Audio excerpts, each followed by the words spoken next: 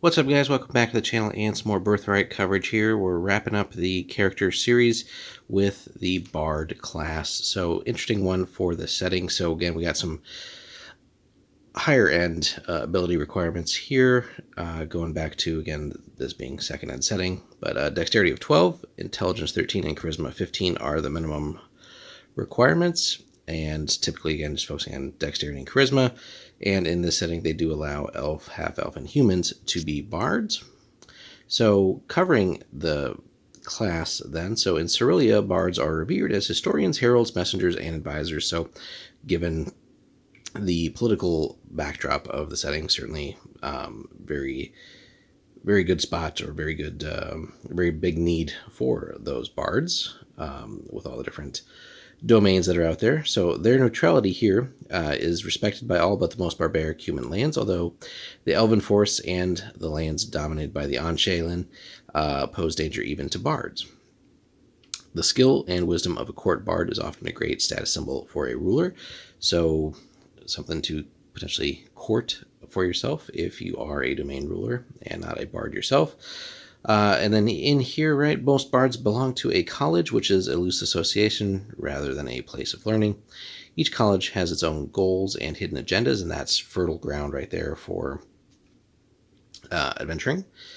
Bad blood exists between some colleges. Again, interesting to play up those feuds. And sadly, unfortunately, they didn't really provide us with much in the official releases for that. But again, that's something where the creativity of the DM and some of the goals and happenings of the campaign can really flesh that out. However, as it says, but most have a friendly or tolerant attitude towards the others. A Bard's College provides a network of correspondents, observers, and allies who look after his interests in their own areas and who expect him to do likewise for them. So again, lots of interesting possibilities there with all the intersections between the domain rulers of various kinds, and not just in the traditional Anywhere setting, but then carrying that further into some of the other areas. And then the first Cerulean bards are said to have been wandering elves who were sent into the human lands by open-minded elven kings to teach and learn from their human neighbors. Each of these elves founded a bardic college, and then today human students continue the work of their elven mentors, which is, again, an interesting intersection there, given the current state of affairs as far as relationships between humans and elves go in this setting. So that does make for some interesting possibilities there as well.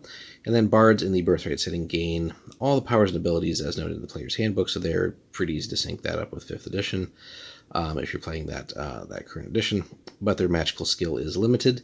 They may learn spells only from the schools of divination and illusion, and they can also cast spells in the school of enchantment or charm by using ancient elven songs.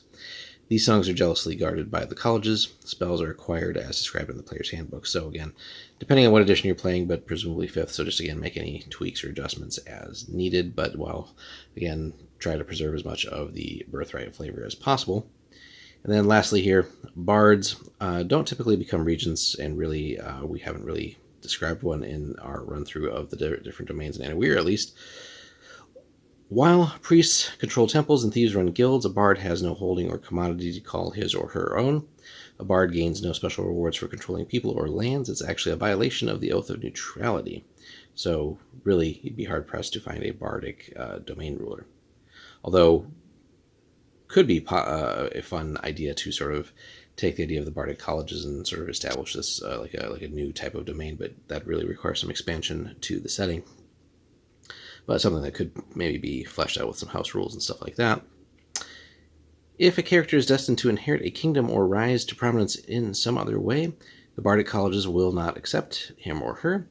However, there is no reason a bard can't be a scion, and from time to time such characters are called upon to take up the mantle of leadership. So again, lots of interesting possibilities here where, every other class we've covered really could be geared towards being a domain ruler of some sort, but then here the bards are sort of on the periphery of that, but still play a very important role. And certainly if you're just adventuring, definitely a useful party member to have, just because of, again, the access to information and things like that, and certainly could find your way into the service of some domain rulers, or just, again, provide for some exciting adventure.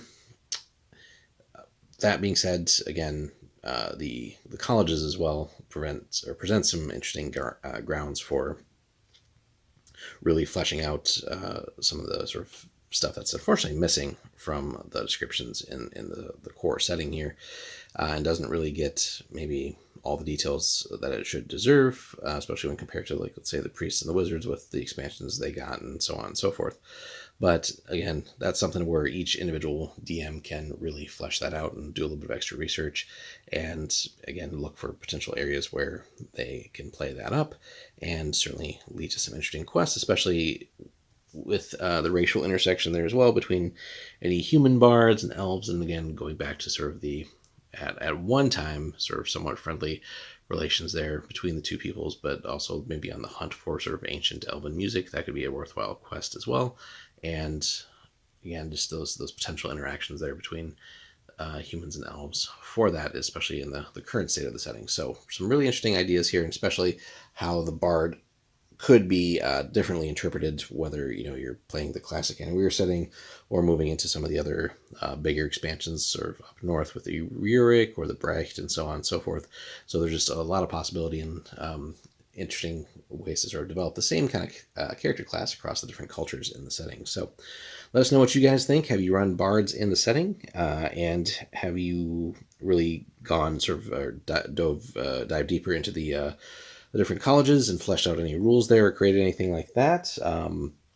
And where did your bards end up in your campaign? Did some actually take up the mantle of leadership as it's described and maybe become a ruler of some sort at some point? Or how did that all play out? Or did they just really go for some fortune and fame? So let us know in the comments, guys. Thanks so much for watching, and we'll wrap up the character series with this. Again, we're not going to spend time on psionics because there are none really in the setting. So, but we'll be moving on to a new series here where I think we'll get into the bloodline abilities next. So stay tuned for that. And we're also continuing on with the Wizard Realm spell. So again, stay tuned for more of that. Thanks so much for watching, guys. Like and subscribe, and we'll have more for you soon.